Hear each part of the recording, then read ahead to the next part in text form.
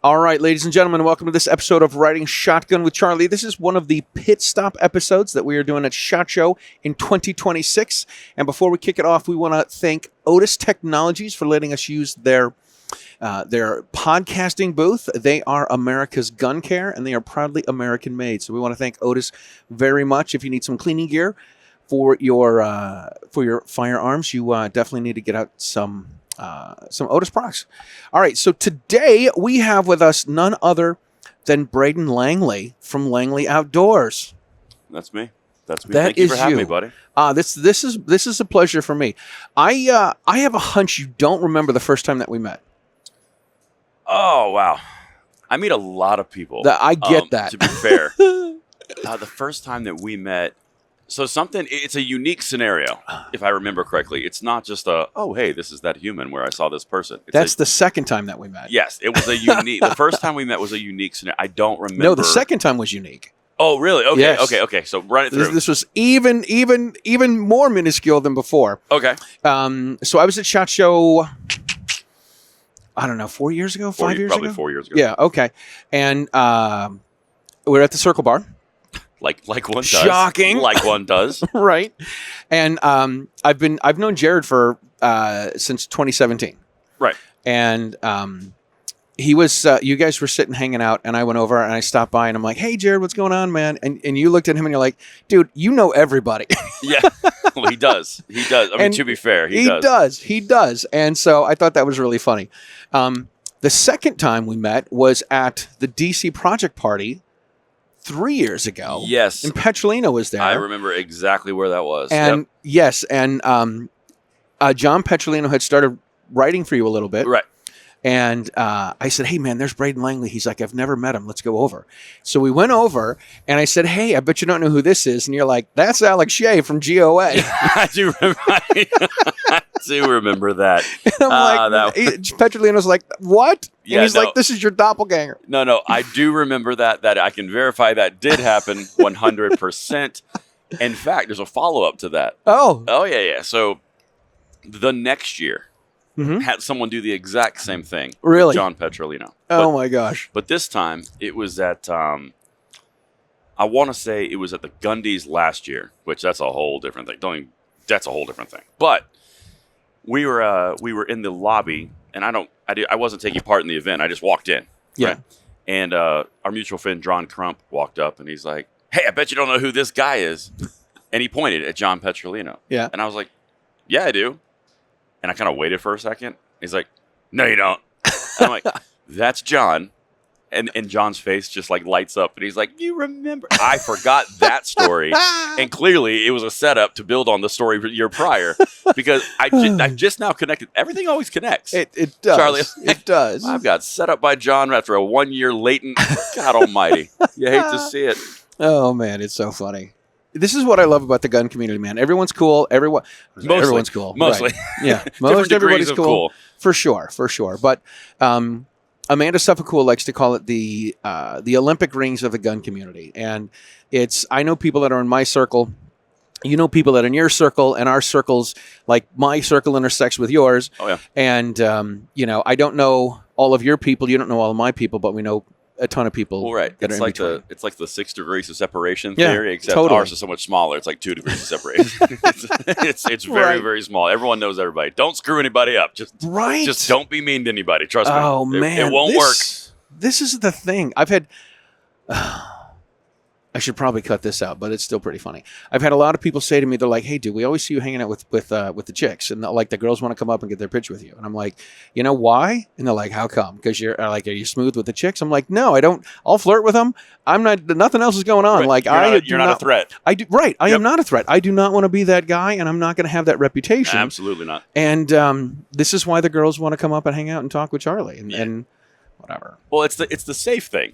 Right. It is the safe thing. There's different degrees of comfort level, and you can pick it up and you can see it. You can actually observing it on the outside, not being the person you're talking to. That's wild. Yeah. That because you can see they never separate. Mhm. Well, in our space, like at Circle Bar, right? Yep.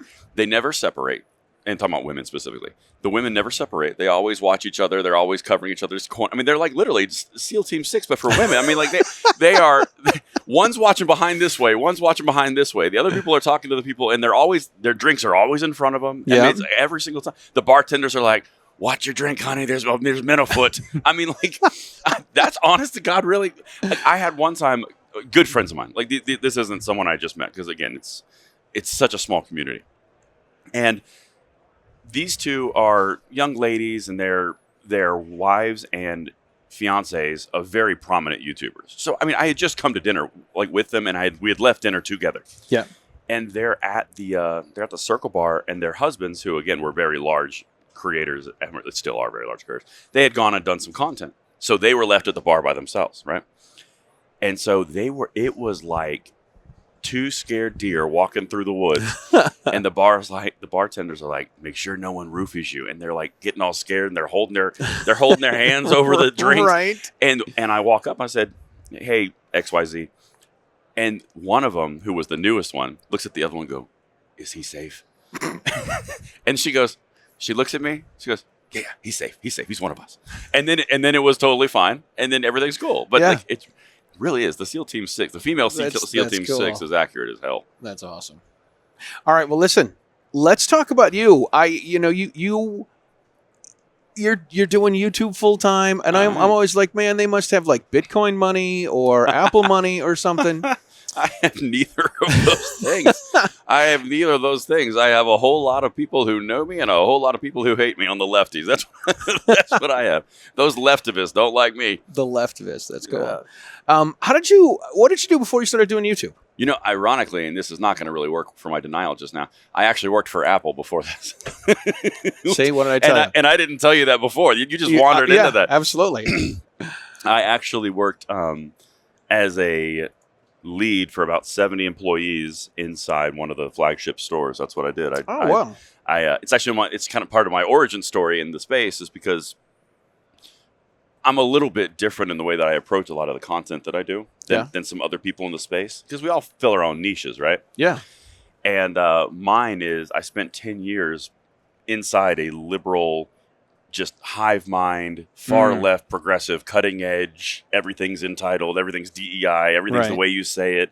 It's not what the person did. It's how they feel when you said it to them. You know, this is exhausting. All of those angles, like the 900 different ways. Like, you can't get them in trouble if they did something. There's got to be an underlying reason they did that thing. So you got to address the underlying reason and then the behavior. Right. It's like the mommy didn't hug them. And I mean, we are in an environment which is very hard right now. I mean, just like that kind of stuff. God. And so I resisted it for years. I was like, God, this is so stupid. Because it is stupid. It is lunacy. And then I finally figured out, I was like, you know what? Or I could just learn it and outsmart them. And so I learned it, and I became fluent in liberal. I could navigate any uncomfortable conversation, and because it's a very simple workflow. Mm-hmm. There's victim status. There's way you say it. Everything is soft. It's non-committal. And you never say anything personal. And you just always bring it back to the core underlying principle of why I'm trying to get to the bottom of the issue. It's for all of our joint efforts, right? It's like, God. So, but the more you do that, and the more you learn it, you understand how their brain waves work. Because there was like maybe in a store of like, I think it was 150 people at the time. There might have been 2 conservative. I mean, not. I mean, much less gun people. I mean, like, right. Everyone knew. I mean, I don't exactly look like a, an anti-ice septum ring wearing blue hair. You know? Don't look like you drive a Prius. Exactly. And I start talking, and it's like, oh, patriarchy alert. It's like, you know what I mean, right? Right. It's like, because you have a deep, gravelly voice, so you must hate every woman. Like, wow, what? And minorities. Just you. Just me. No, just me. Until the next one comes along, and then it's their fault too. Right. But yeah, once you learn and understand it, you can apply it to all the things they're doing in our political space, like in the gun world. And that's what I started doing. I was like, guys, you know what they're doing, right? And then I'll do videos on this is what they're doing, this is why they're doing it, this is how their brainwave is. And then it started coming true, and people were like, how do you know? How do you know? Because it's literally a workflow. It is not an independent, by concept, by instance thought process. It is always a flow chart. It doesn't matter. I hate Donald Trump. okay, so if I know I hate Donald Trump and he does this thing and there's a binary choice, I'm obviously going to choose the position that's against Donald Trump. Right. And therefore, once I choose that position that's against Donald Trump, then I've got to find an aggrieved status and a victimhood status. So obviously, I'm going to alienate towards that. And then anyone who doesn't agree with me is not pure enough. So therefore, you started at the I hate Donald Trump and you just slid down the left Plinko machine. And Left Plinko well, I mean, literally, it's like tick, tick, tick, tick, tick, tick. You know what I'm talking about? Yeah, totally. And Price is Right. Yeah. And that's what happens. And it doesn't deviate.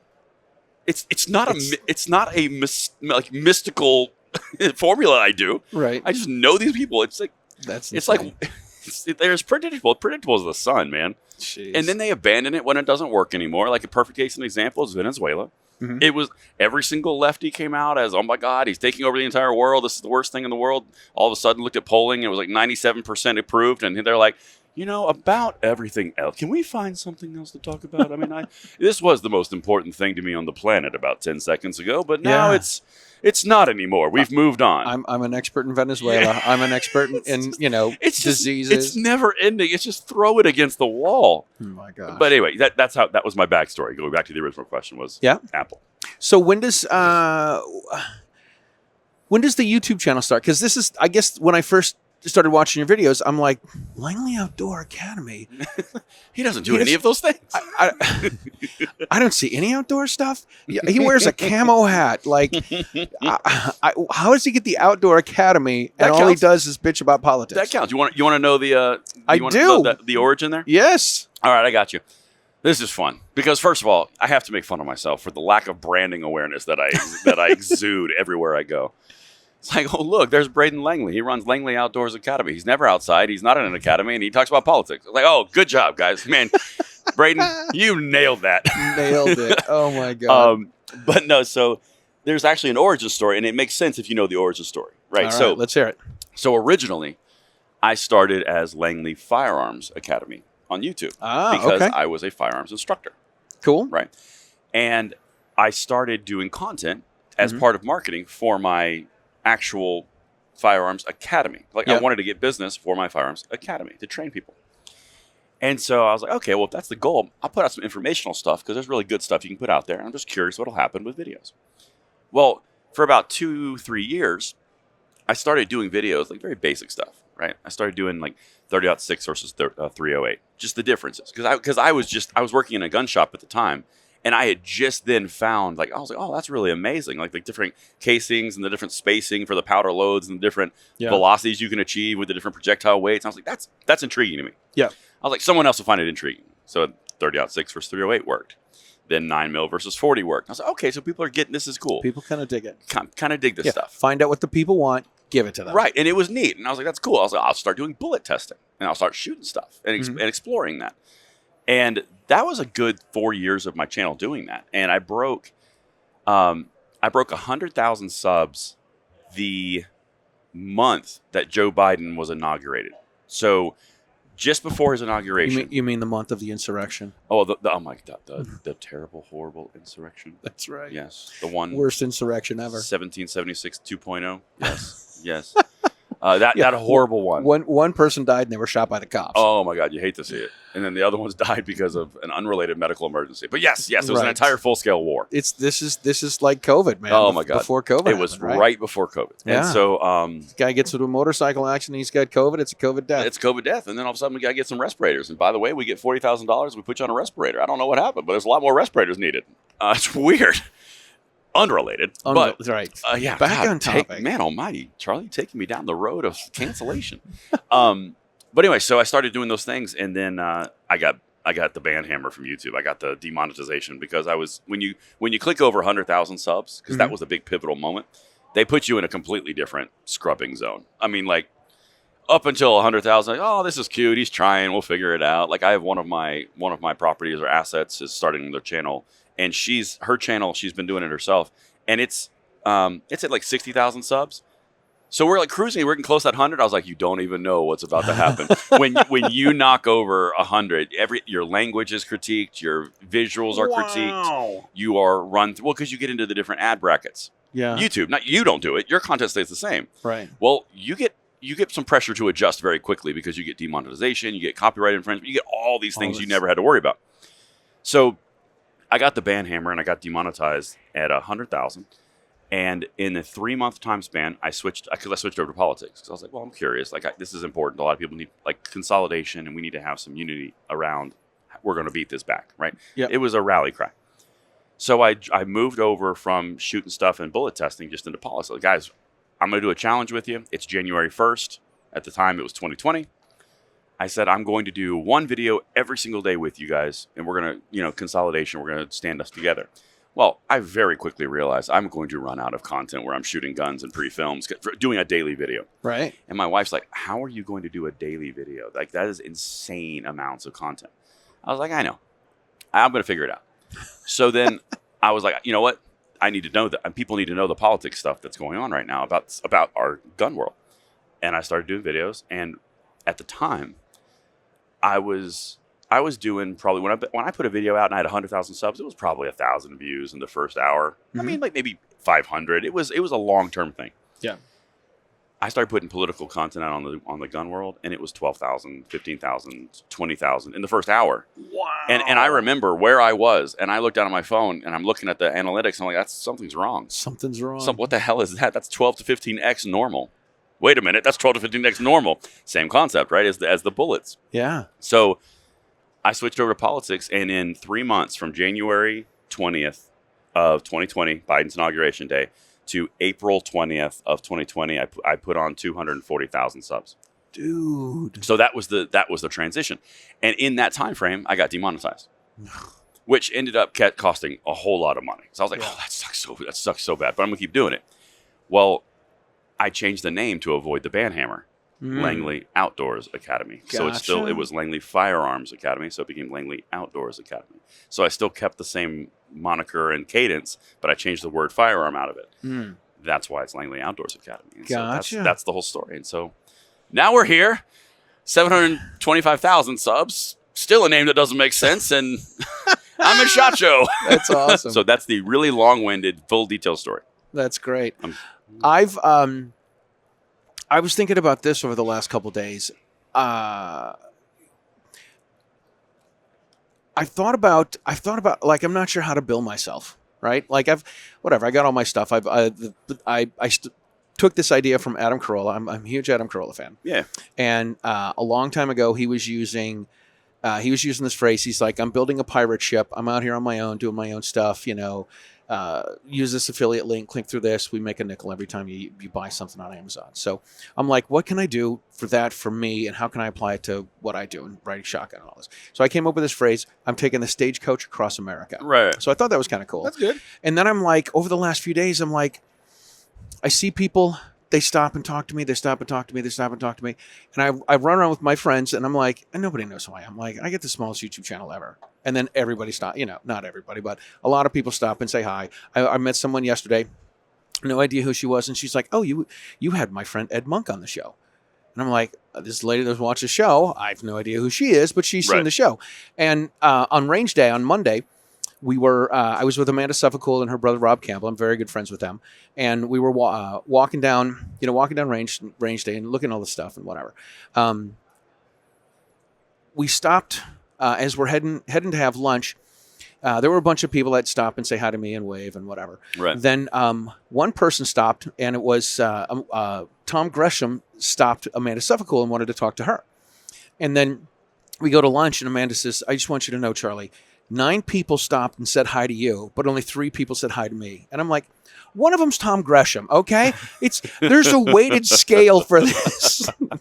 I've got some guy from wherever, but it's not the same. It's not the same. So I've thought about saying that I have the biggest small YouTube channel ever, right? Because I have 2,300 subscribers. I don't know how I'm ever going to get any more, but I can come here and I can come here and Doug Hamlin comes over and says, hey, Charlie, how's it going? Right. Right? Like, this doesn't feel right. Like, the numbers don't add up. You know what I mean? Yeah. No, I think you're like the mayor of a small town. Like, everyone knows who you are. Yeah. Yeah. The mayor of the small town. That's what you are. You have just the right amount of power and connections to get it done. Oh, my God. Oh, no, dude. honestly, man, it's situational, and it's whenever everything aligns and Yeah, you're dude, in that position, it's just like, I don't want to say I'm not in a rush. I'm just saying I'm here doing what I do, and I dig what I do, and I enjoy it. And the good and bad part is I don't have any sponsors, so I don't have anyone that says, hey, you can't talk to this person. Hey, you can't do that. Hey, you shouldn't, you should be here and need to do that and whatever. I don't have any of that. well, So words of the wise as you accelerate through and you go to a mayor of a bigger town. If a partner tells you who you can and can't talk to, that's not a partner. right? That won't be a partner. Yes. Like, oh, you have some dollars. I don't care. Right. Right. Like, no, that's an important piece. I mean, like to that point, there's probably, I mean, honestly, just objectively, there's probably 2, 3, 4 big channels that are political driven, that are legally driven, that are litigation driven in the two-way space. And like news, analysis, commentary, talking heads, like, and I would be one of those with my peers. But the reason I bring that up, you can sell your soul at any point in time.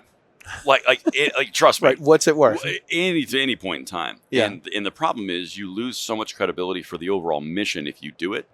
Like, for example, there's 3 different groups I can bring up that are random groups, right? GOA, NRA, NAGR. You can name any of the rights groups, right, in the 2A space. Well, if they give me $100,000, or NRA gives me $1 million, these are all nothing has ever been said about this. I'm just saying hypothetical, right. just so we're clear for the audience. This has never happened. I'm just saying hypothetically. Right. If I take money from those groups, well, now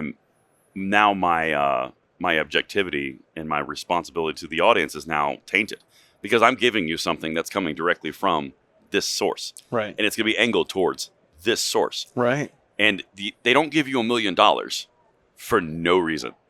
Right. It's not just because I like you. Right. Or it's 100,000. They just don't do that. And to be fair, no one has done this. Right. I'm just saying, in a hypothetical, whether it's a rights group, or whether it's Otis, or whether it's whatever, CRKT, EEA, whatever we're around, right? If they're giving you money, it's either hey, I'd love for my content to be in front of your audience. That'd be great. Let me know how it goes. This will be great. Or it's, here's the $100,000. I look forward to our email weekly where I tell you what we're going to talk about. Abso-freaking-lutely not. Yeah. It just damages your credibility too much. And people have done it. Yeah, for sure. And for sure. It's unwise. It's so my attitude is this: if I spend a ton of time and money and cranking out all the stuff, and I know that I can't compete with the guys that do things daily, right? I put out shows twice a month. I'm good. I can get audio stuff here at SHOT Show or NRA annual meetings or something. It's cool. It's a little extra, but I can't go to. I feel weird going to somebody and when you talk to the podcast folks or the YouTube folks and they say, well, this is how much money you should be making for this many views and this many subs and all this kind of stuff, and I'm like, okay, well, hold on, that's a lie from Hill right there for this many subs. But anyway, continue. So so the stuff is like, well, once you start to get 10,000 views, then you can start charging money, and you make $20 for every thousand views, and I'm like. So I'm going to go to somebody and say, hey, listen, I'm traveling. $20 per 1,000 views? So, yeah, something like this. From YouTube? It's, I don't know, the podcast folks and advertising and all this kind of stuff. advertising. So the external stuff. So it's right. Okay, so okay. Not from YouTube. Like to go to somebody and get someone and say, hey, listen. 20 cents per 1,000. Right. Okay. It's nothing. And I'm like, I can't go to someone and say, hey, listen, I'm going to travel around the country. No, actually, that's extremely high. That's why I'm laughing. The other way. That's extremely, that CPM is extremely high. Oh my gosh. Well, if it's 20 per 1,000, I need to talk to the people that you're talking to because I have lots of thousands that I would love to give them for 20 cents each. Right. I mean, my God, okay, I'm doing 10 million views a month. Mm-hmm. Imagine that. That would be great. Right? But it's like, I don't know about that. I'll just trust it because the CPM on YouTube is 7 cents. Oh my God. It's 7 cents per 1,000. Jesus. So anyway, that's why. Anyway, so Sorry. yeah, so I talk, you read the stuff and they're like, it should be this much money for this many views. And I'm like, it takes me 2 months to get that many views. I can't go to someone and say, listen, I'm gladly happy to promote your stuff. I'm going to travel around the country. I got to get on an airplane. I got to get a rental car. I got to get a hotel. It's going to get in front of 153 people. And they're going to be like, all right, so we're going to reach in their pocket and start jiggling some change and say, here's what we're going to pay. It's basic math, right? Yeah. So, I don't want to say it's nice to not have sponsors. It would be nice to have some sponsors. It would be nice to even break even, for God's sakes. But right, that's always helpful. It really is. It really is. So well, I mean, so So if you're, I mean, how many shows do you? Because I love business. I love the business angle of this. My brain never shuts off. My friends tell me that all the time. Like, dude, do you ever stop talking about anything or thinking business related? And I was like, no, you don't. It's like, you're actually the weird one. like, as a self-employed content creator, I'm working all the time, right? baby. Like, no, I'm all the time working. Like, it never ends. I mean, I've been here in SHOT Show, and I'm doing 2 and 3 videos a day the whole time. Like, I'm not stopping. I think it's nuts you guys are doing like, that. Can't stop, won't stop, baby. Yeah. But no, so it depends how many shows you. I mean, how many shows are you doing? You're doing SHOT Show. I'm doing SHOT Show. So I go to SHOT Show. I'm going to the Great American Outdoor Show. I'm going to the NRA annual meetings and the Gun Rights Policy Conference. So those are the 4 things I seem to go to every year. Where's the Gun Rights Policy Conference? It changes every year. This year it's going to be in Dallas. In Dallas. Okay. So I don't go to that one. I go to SHOT, NRA, USCCA. Pretty much those are my main 3. I'm going to have to go to CPAC this year just because of content shifting. But yeah, that's cool. I go to these. I'm only getting 3 shows this week. I'm getting 16 of these pit stops, as I'm calling them. Mm-hmm. I'm going to Great American Outdoor Show in a couple weeks. I'll try to get 2 or 3 shows while I'm there. Yeah. There was one point when I was going out, this is about 5 years ago. Anytime I went anywhere, I would see who I could get a show with. And then the two of my favorites are, my mother passed away in January of 2020. Okay. And I called up Rhonda Ezell, and I'm like, hey girl, I'm coming to Chicago. From Illinois. From Illinois. Mm-hmm. I said, hey girl, I'm coming to Chicago and I need to do a show. I've had you on the show. You got to give me somebody else's number. So I landed at Midway at 8 o'clock in the morning. I got a rental car. I met someone at a coffee place at 9 o'clock in the morning. Yeah. It must have been 10 degrees outside. Oh. We filmed a show. I dropped him back off, and then I went down to my hometown, an hour south of Chicago, and recorded a show. So I'm like, my mother passes away, but I still got to go and get some, I'm going somewhere. I got to get a show. My daughter wanted to go to college in Nashville. So I said, all right, you booked a college tour. This is when I have time off from school. We'll go, right? So we drove down to Nashville. We're 40 miles west of Nashville. It starts snowing. Okay. It froze. Nashville shut down over a couple of inches of snow. I get you from the south, shocking. right? Well, I know. I get it. I'm from Florida now. I ran further away. But yes. So Nashville's got 2 or 3 inches of snow, and it's mostly slush. Right. And I get it. They don't have the gear and the they can't handle it. Right. Yeah. And that's fine. We're staying at a hotel downtown, and the lady at the front counter, she's like, I'm fixing to stay here for 3 days. Right. I'm like, what? So anyway, I reached out to Hickok, and I'm like, hey, I'm coming down to Nashville. I'd love to film a show with you. He's like, all right, let's do it. So I got in, and I hear from him. He's like, do you still want to do the show? Because it's snowy out. He's like, I got a truck. I don't care. Right. I'm like, yeah, well, I'm from the north. I don't care either. Like, right. I'll be fine. Yeah. So we went to meet at a Cracker Barrel. Ooh, good choice. Uno momento. Oh, bad choice. All right. The Cracker Barrel was open, but there was a long line. Right, of course. The Waffle House next door was closed. Yeah. Wait, what? Yeah. That's not no. I know. We have in the South, we have a Waffle House disaster scale. If Waffle House closes, it was closed. And the FDA and the EPA are coming in. Exactly. God. It was closed, so he had to go back to Cracker Barrel. It was. We went to. We're going to gas stations to get food because every place to eat is shut down. Right. And we went to one gas station, and this guy comes over to us. He's like, is it always like this in Nashville when it snows? I'm like, I don't know, man. We're from Massachusetts. He's like, I'm from New Hampshire. This is ridiculous. Yeah, it is. So it's the opposite. It's not opposite. It's kind of like when you're in a small town, like one of the ones you're a mayor of. The mayor of, yes. Yeah. It's like a small town where you everything rolls up at like 8:15. Yeah. And you're like, what is happening? What do we do? Like now? in the middle of Texas, like middle of nowhere. I mean, most beautiful places on earth and such great little places, but really it is wild when you come from a city where everything closes at 1 a.m., 2 a.m., 3 a.m. to go where everything closes at 8 and everyone's going home for dinner. Like it's a ghost town. It's wild. It's wild. Yeah. So anyway, I put out 2 shows a month. I've got Sarah Weaver was episode 245, I believe.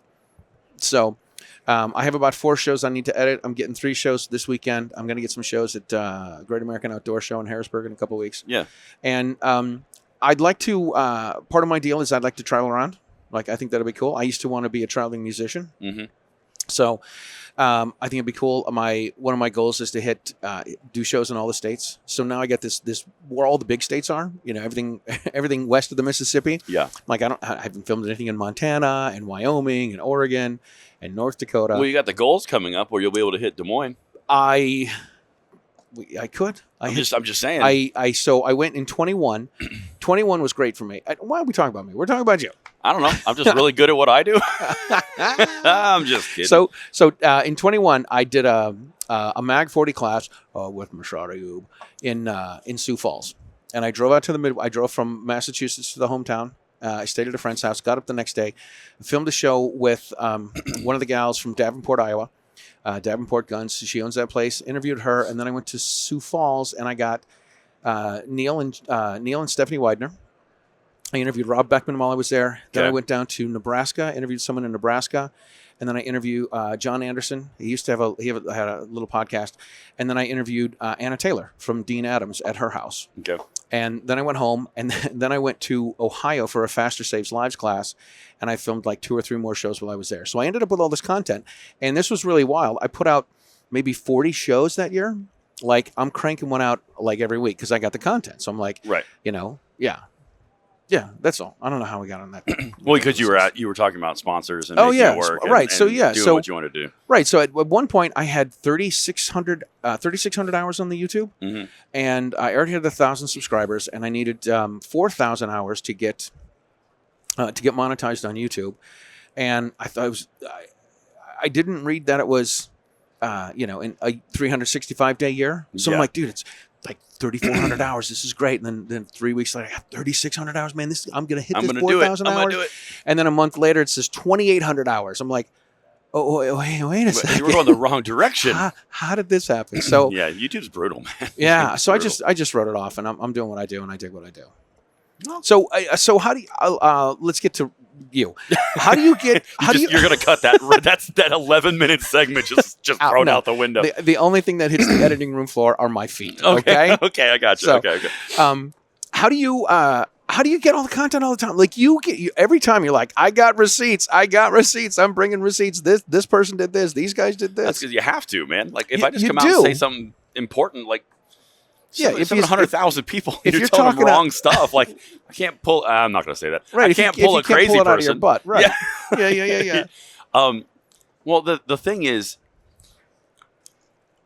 I guess the best way to say it, and the big unlock for me was very, very simply, you can find the initial catalyst for an episode, right? Like whatever it is. Like they come out and they say they want to ban guns, or they want to ban mags, or they want to ban an AR weapon or a platform, or they just want to spout out about something because they want fundraising. Like whatever. The left does this all the time.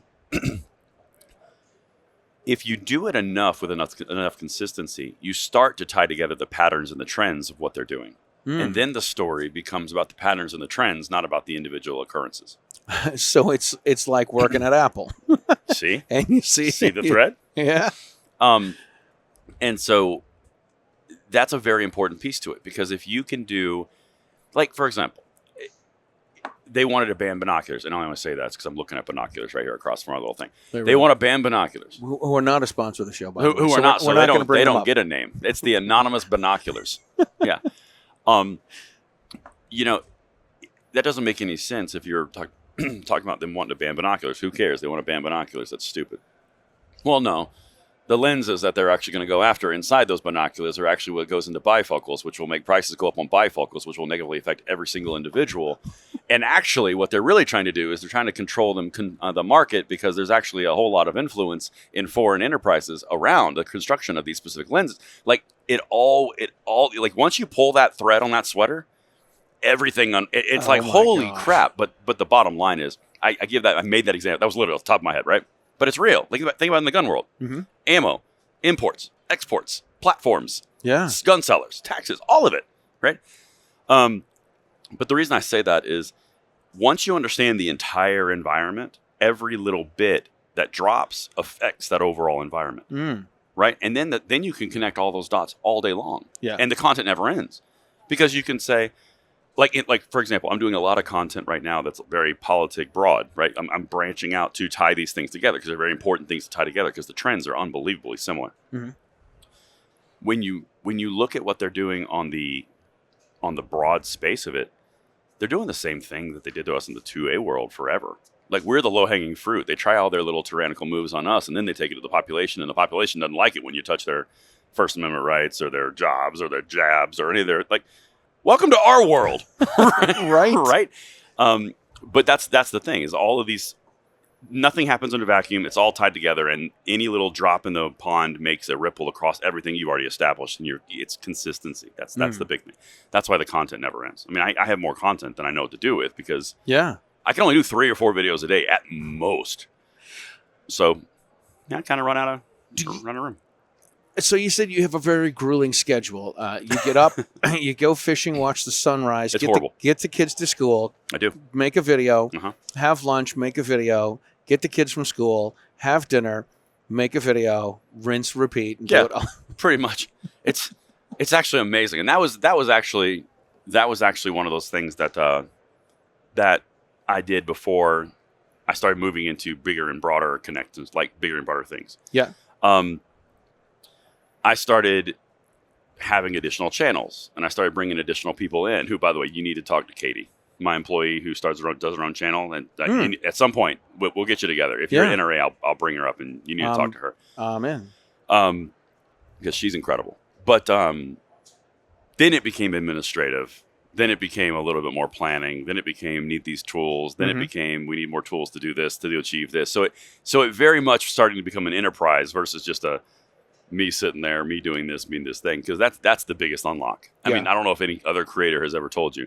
There's an artificial ceiling. Once you get good enough at what you do, you can't go beyond that ceiling unless you literally go full on business. Right. Like full on payrolls, HRs. Oh my gosh. But now the promised land is on the other side of that chasm. Right. But do you want to get into that chasm? Like, do you want to have that employee? Do you want to be careful what you wish for, right? Do you want to do that? Yeah.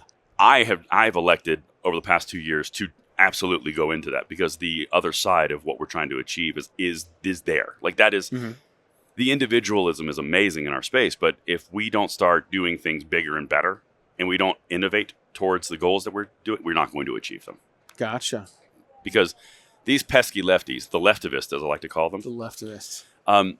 They're throwing everything at the wall. And they're still losing. In most scenarios, they are losing. And I love those videos. God, I love those videos. I'm like, oh, is this going to piss them off? Let's go.